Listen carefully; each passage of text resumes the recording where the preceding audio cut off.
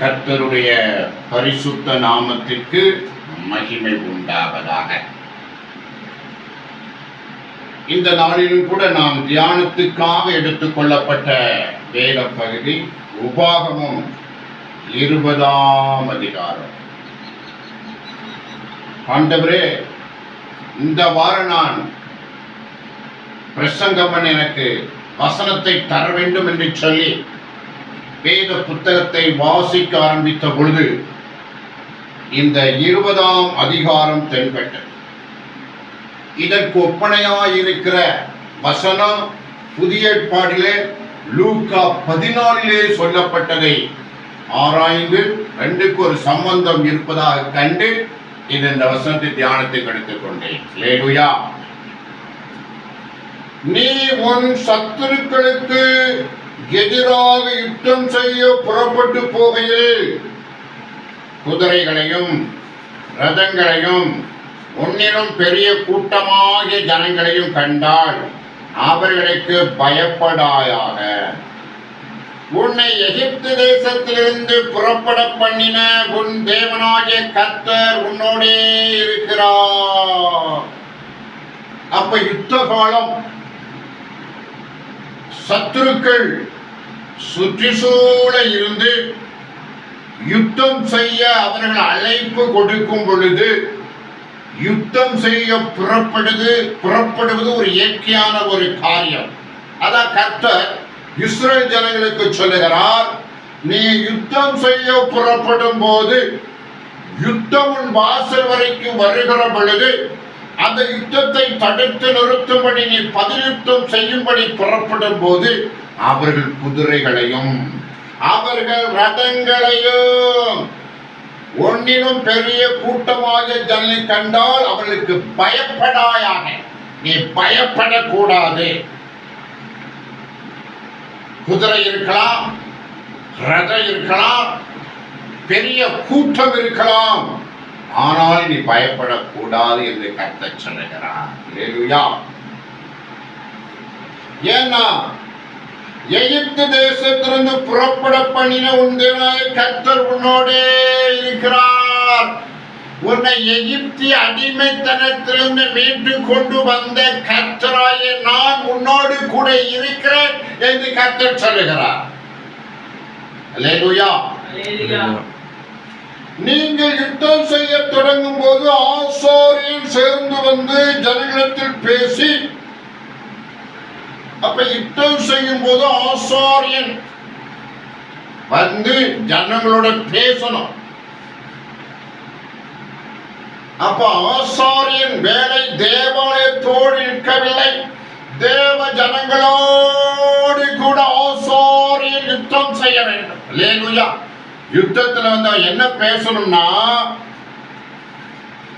இஸ்ரவேலரே கேளுங்கள், இன்று உங்கள் சத்துருக்களுடன் யுத்தம் செய்ய போகிறீர்கள். உங்கள் இருதயம் துவள வேண்டாம். நீங்கள் அவர்களை பார்த்து பயப்படவும் கலங்கவும் தத்தளிக்கவும் வேண்டாம். உங்களுக்காக உங்கள் சத்துருக்களோடு யுத்தம் பண்ணவும் உங்களை ரட்சிக்கவும் உங்களோடு கூட போகிறவர் உங்கள் தேவனாகிய கர்த்தர் என்று சொல்ல வேண்டும். அல்லேலூயா. கர்த்தருக்கு ஸ்தோத்திரம். Price the Lord. அப்போ உங்கள் சத்துருக்களோடு யுத்தம் செய்ய போகிறீர்கள். உங்கள் இருதயம் துவளக்கூடாது, தைரியமாயிருக்க. நீங்கள் அவர்களை பார்த்து பயப்படவும் கலங்கவும் தத்தளிக்கவும். முதல்ல இருதயம் துவளக்கூடாது, பயப்படக்கூடாது, கலங்கக்கூடாது, தத்தளிக்க கூடாது. உங்களுக்காக உங்கள் சத்துருக்களோடு யுத்தம் பண்ண உங்களை ரட்சிக்கவும் உங்களோடு கூட போகிற உங்கள் தேவனாகிய கர்த்தர் என்று சொல்ல வேண்டும். அப்ப யுத்தம் பண்ண போகிறவர் உங்களோடு கூட இருந்து உங்களுக்காக யுத்தம் பண்ண போகிற கர்த்தர், அவர் தான் யுத்தம் பண்ண போகிறார். உங்கள் சத்துருக்களோடு கர்த்தர் யுத்தம் பண்ணி உங்களை ரட்சிக்கிறவர். நீங்கள் யுத்தத்தை மாண்டு விடாதபடிக்கு உங்களை ரட்சிக்கிறவர் உங்கள் தேவனாகிய கர்த்தர். அல்லேலூயா. இந்த வசனம் எல்லாம் ஆண்டவர் சொல்லி வச்சிருக்கிறார். அல்லேலூயா. கர்த்தருக்கு ஸ்தோத்திரம். Price the Lord. அப்ப யுத்தம் வரும், யுத்தம் செய்ய வேண்டும்.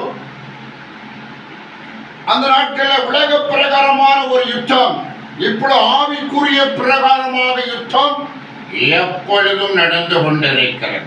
அதான் ஆண்டவர் சொல்ல, விழிப்பாய் இருங்கள். விழிப்பாய் இருந்து யுத்தத்தில் ஜெயமளிக்க நீங்க விழிப்பாய் இருக்கணும். சோதனையில் ரட்சிக்கப்பட நீங்க விழிப்பாய் இருக்க வேண்டும் என்று ஆண்டவர் இந்த நாட்களிலே புதிய ஏற்பாட்டின் காலத்திலே கர்த்தர் நமக்கு கற்றுத் தந்திருக்கிறார். பெரும்பாலும் இந்த ஆவிக்குரிய வாழ்க்கையில எதிராக பிசாசோடு நமக்கு யுத்தம் எப்பொழுதும் உண்டு. அல்லேலூயா. நம்ம ஜாலியா இருக்க, நடுக்கத்தோட கலிகூறணும், நிர்விசாரமாக கலிகூறக்கூடாது. ஆண்டவருடைய பிள்ளைகள் நடுக்கத்தோட கலிகூர்ந்தா நீ உசாரா இருக்கன்னு அர்த்தம். நீ நிர்விசாரத்தோடு கலிகூர்ந்தால் நீ உசாரா இல்லை. அல்லேலூயா. அது ஆண்டவர் சொன்னார், விழிப்பாயிருங்கள், விழித்திருங்கள், ஆவியில் அனலாருங்கள், ஆவி அவித்து போடாதிருங்கள், நம்பிக்கையிலே சந்தோஷமாயிருங்கள், விசுவாசத்தில் உறுதியாய் நில்லுங்கள் என்று ஆண்டவர் சொல்லிக் கொடுத்தார். கர்த்தருக்கு ஸ்தோத்திரம். எனக்கு ஒப்பனையாக இருக்கிற வசனத்தை நான் பார்க்கிற பொழுது லூக்கா 14ஆம் அதிகாரத்துல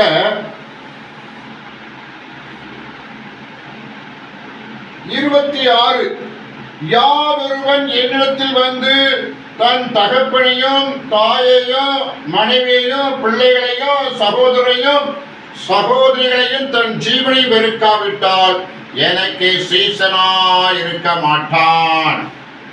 அப்ப ஆண்டவருக்கு சீசனா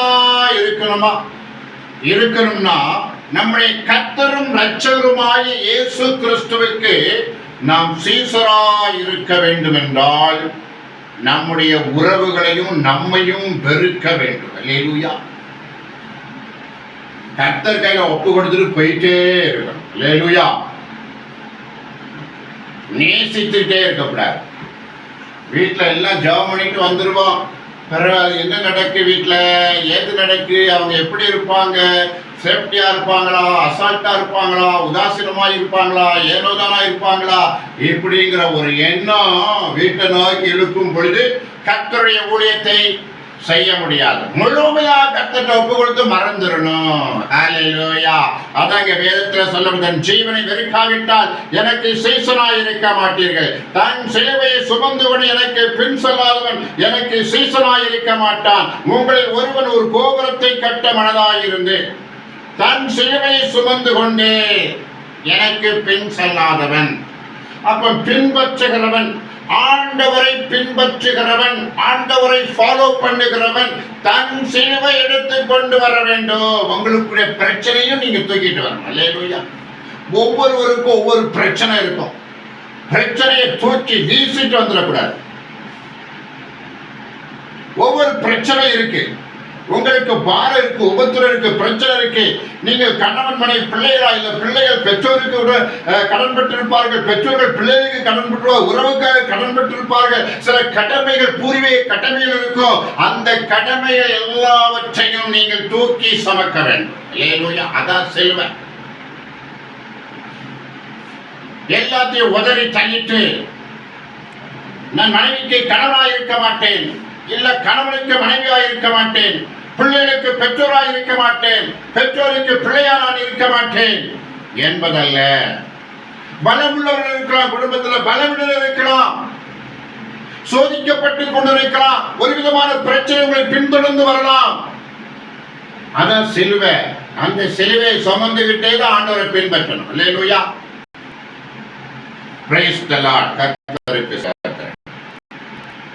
உங்களில் ஒருவன் ஒரு கோபுரத்தை கட்ட மனதாய் இருந்து அஸ்திவாரம் போட்ட பின்பு முடிக்க திராணி இல்லாமல் போனால் பார்க்கிறவர்களாரோ இந்த மனுஷன் கட்டத் தொடங்கி முடிக்க திராணி இல்லாமல் போனான் என்று சொல்லி தன்னை பரியாசம் பண்ணாதபடிக்கு அதை கட்டித்திருக்கிறதற்கு தனக்கு நிர்வாகம் உண்டோ இல்லை என்று முன்பே அவன் உட்கார்ந்து செல்லும் செலவை கணக்கு பாராமல் இருப்பானோ?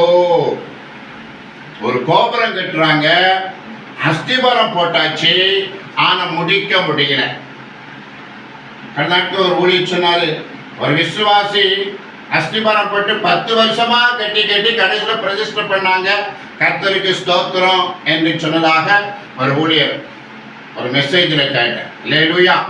ஆண்டவர் சொல்ற, ஒரு கோபுரத்தை கட்டவனா இருந்தால் நீ அஸ்திவாரத்தை போட்டுட்டு அது பல ஆண்டு போட்டுட்டு அப்படியே விட்டுட்டேன்னா பார்க்கிறோம் இருப்பாங்க, கட்ட ஆரம்பிச்சுனா கட்ட திராணி இல்லை என்று பரியாசம் பண்ணுவார்களே. ஆகவே உனக்கு கட்டுறதுக்கு இந்த கோபுரத்தையும் போட்டு நீ முழுமையா கட்டி முடிக்கக்கூடிய அளவுக்கு நிர்வாகம் உண்டா என்று கணக்கு பார்க்கணும்.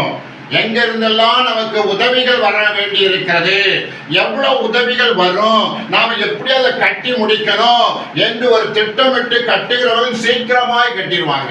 1.5 வருஷத்துல வீட்டை கட்டிடுறாங்க. அல்லேலூயா. 1 வருஷம் 1.5 வருஷத்துக்குள்ள வீட்டை அழகா கட்டி முடித்து விடுகிறார்கள். அப்ப இதை கணக்கு பார்க்க வேண்டும் என்று கர்த்தர் சொல்லுகிறார். Price the Lord. அன்றி ஒரு ராஜா மற்றொரு ராஜாவோடு யுத்தம் செய்ய போகிற போது தன்மேல் 20,000 தேவ சேவகரோடு வருகிற அவனை நான் 10,000 சேவகரை கொண்டு எதிர்க்க கூடுமா கூடாது என்று முன்பு உட்கார்ந்து ஆலோசனை பண்ணாமல் இருப்பானோ? கூடாது என்று கண்டால் மற்றவன் இன்னும் தூரத்தில் இருக்கும் போது ஸ்தானாதிபதியை அனுப்பி சமாதானத்துக்கானவரை கேட்டுக்கொள்வானே.